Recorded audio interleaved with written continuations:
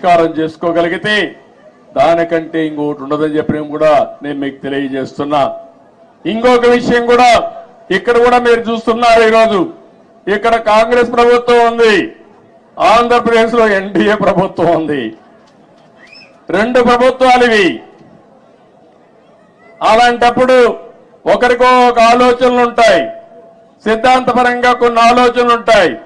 కానీ ఏ ఉన్నా తెలుగు జాతి ప్రయోజనాలు వచ్చినప్పుడు మాత్రం అందరం కలిసి పనిచేసుకోవాల్సిన అవసరం ఉందని చెప్పి కూడా నేను మీకు తెలియజేస్తున్నా. ఆ దిశగానే నిన్న చర్చలు జరిగాయి. ఆ చర్చలు చాలా వరకు ముందుకు తీసుకుపోతాయని కూడా నేను ఆశిస్తున్నా.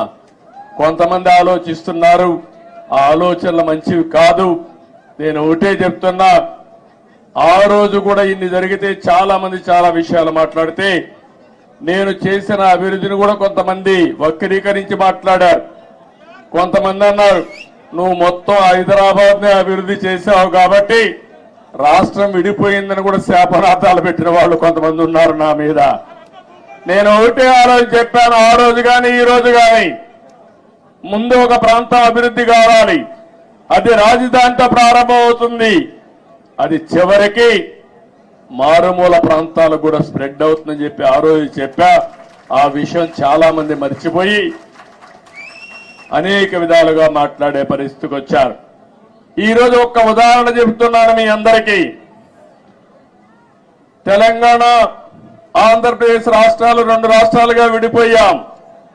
విడిపోయిన తర్వాత 10 సంవత్సరాల సుదీర్ఘ పరిపాలన రెండు రాష్ట్రాల్లో జరిగింది. అనేక రాజకీయ మార్పులు చేర్పులు కూడా వచ్చాయి. మీరు చూస్తే నేను ముఖ్యమంత్రి అయినప్పుడు మొట్టమొదటిసారిగా 2014లో రాష్ట్రం విడిపోయినప్పుడు తెలంగాణ ఆంధ్రప్రదేశ్ తలసరి ఆదాయం 35% వ్యత్యాసం. అంటే తెలంగాణ 35% తలసరి ఆదాయం ఎక్కువ ఉంది. దానికి కారణం హైదరాబాద్ నగరం.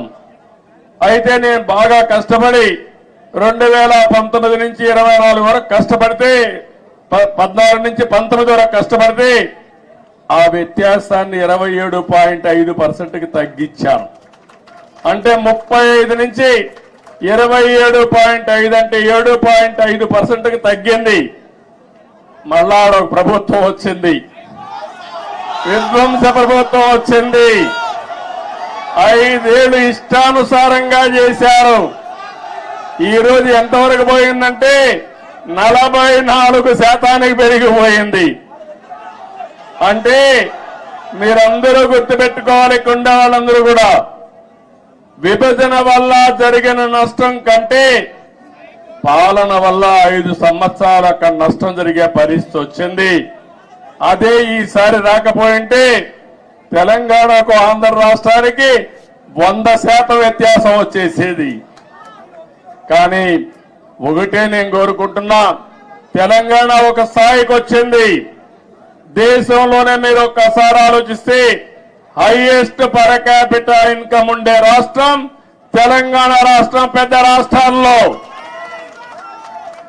3,08,732 రూపాయలు తలసరి ఆదాయం గుజరాత్ కంటే ఎక్కువైంది, మహారాష్ట్ర కంటే ఎక్కువైంది, కర్ణాటక కంటే ఎక్కువయ్యే పరిస్థితి వచ్చింది. ఇప్పుడు ఆంధ్రప్రదేశ్ చూస్తే 2,19,518.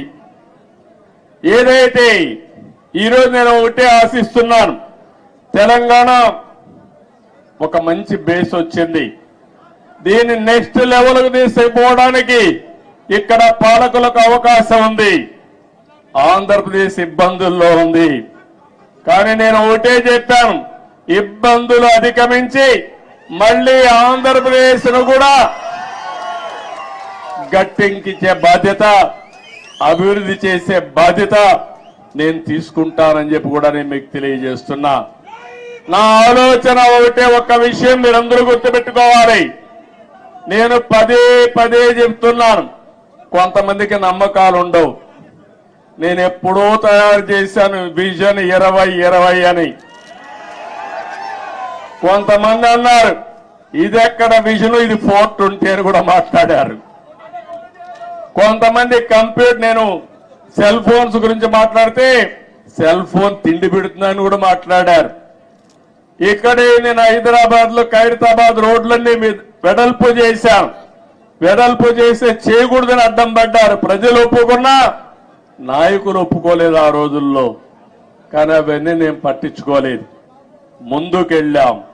ఈ రోజు మళ్ళా మీ అందరికీ ఒకటే చెప్తున్నాను, 2047కి భారతదేశం ప్రపంచంలోనే నెంబర్ 1 గా గాని నెంబర్ 1 గా గాని ఉంటుంది. వికసిత్ భారత్ నరేంద్ర మోడీ గారు మాట్లాడుతున్నారు.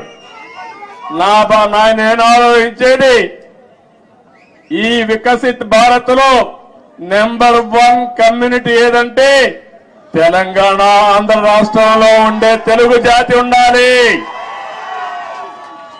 ప్రపంచంలో భారతీయులు నెంబర్ 1 గా ఉంటారు. అందులో 35% తెలుగు వాడు ఉండాలని నేను ఆలోచిస్తున్నాను. ఒకప్పుడు చాలా మంది అన్నారు ఎట్ట సాధ్యం అన్నారు. హైటెక్ సిటీ కట్టినప్పుడు కంప్యూటర్ తిండి పెడుతుందని మాట్లాడిన వాళ్ళు ఇప్పుడు వాళ్ళకి తిండి కూడా వాళ్ళ పిల్లలు నేను పెట్టిన ఐటీ ద్వారా సంపాదించిన డబ్బుల ద్వారానే పెడుతున్నారు. అందుకని ఈరోజు నేను మిమ్మల్ని కోరేది, నిన్నే మీరు చూశారు, నేను ఎప్పుడు కూడా తెలుగు వారిని ఒక గ్లోబల్ సిటిజన్స్ గా తయారు చేయాలనుకున్నాను.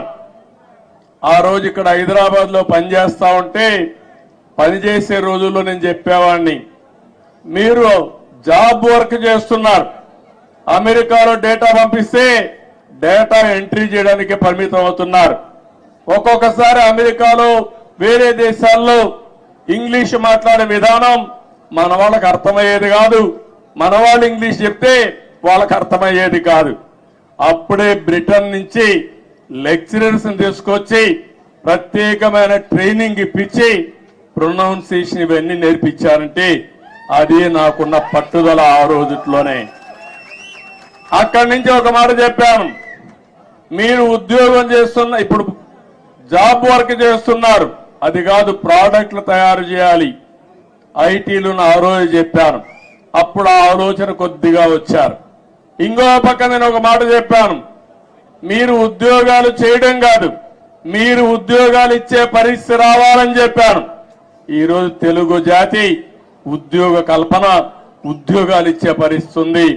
ఇక్కడే కాదు ప్రపంచం మొత్తం కూడా కంపెనీలు పెట్టి ఉద్యోగాలు ఇస్తున్నారు. అందుకని ఆ రోజు నేను చెప్పింది గ్లోబల్ సిటిజన్స్ గా ఉండాలని చెప్పాను. ఈ రోజు చెప్తున్నాను, తెలుగు జాతి గ్లోబల్ లీడర్స్ గా ఉండాలి. అన్ని రంగాల్లో మీరు నెంబర్ 1 గా ఉండాలి. కార్పొరేట్ గవర్నెన్స్ లో అదే మరిగా పబ్లిక్ గవర్నెన్స్ లో కూడా నెంబర్ 1 గా ఉండాలి. నిన్న మీరు చూశారు, మొన్నటి వరకు బ్రిటన్ పరిపాలించినటువంటి వ్యక్తి మన దేశీయుడే, సునాయక్ ఉన్నాడు. ఆయన ఇప్పుడు ఆయన ఓడిపోయాడు ఆ పార్టీలో. కానీ 25 మంది పార్లమెంట్ మెంబర్లు భారతీయ సంతతి అంటే ఇండియన్స్ అయ్యారంటే అది ఇండియన్స్ యొక్క శక్తి, సామర్థ్యం అని మీ అందరికీ విజ్ఞప్తి చేస్తున్నా. ఇలాంటివన్నీ జరుగుతుంటే నా ఆలోచన ఒకటే, మనమందరికీ తెలివితేటలున్నాయి. ప్రపంచంలో అందరికంటే కూడా ఆమోదయోగ్యమైన వ్యక్తులు భారతీయులు. అందులో అగ్రస్థానంలో ఉండే వ్యక్తులు తెలుగు జాతి. ఇది మనం అందరం కూడా, అందుకే నేను చెప్తున్నా, సేవ ఒకప్పుడు 75 సంవత్సరాలకు ముందు బ్రిటిష్ వాళ్ళు వచ్చి మనల బారి పరిపాలించారు. వాణిజ్య కార్యక్రమాలకు వచ్చారు, వ్యాపార నిమిత్తం వచ్చారు, తర్వాత పాలకులుగా మారారు. మనకు అలాంటి ఆలోచనలు లేవు. కానీ ప్రపంచానికి సేవ చేసే అవకాశం భారతీయులకు ఉంది. సర్వీస్ ద్వారా, కంపెనీల్లో పనిచేసే ద్వారా, లేకపోతే రాజకీయాల్లో కూడా ప్రజలకు సేవ చేసే అవకాశం మన వాళ్ళకు ఉంది. దానికి కారణం ఎక్కువ యంగ్స్టర్స్ ఉన్నారు, టెక్నాలజీ బాగా నేర్చుకున్నారు, మంచి నాయకత్వాన్ని ఇస్తున్నారు. ఇవన్నీ కూడా ప్రోత్సహించి 2047కి ప్రపంచంలో 30% అగ్రస్థానంలో తెలుగు జాతి ఉండాలి. దానికోసం నేను పనిచేస్తా.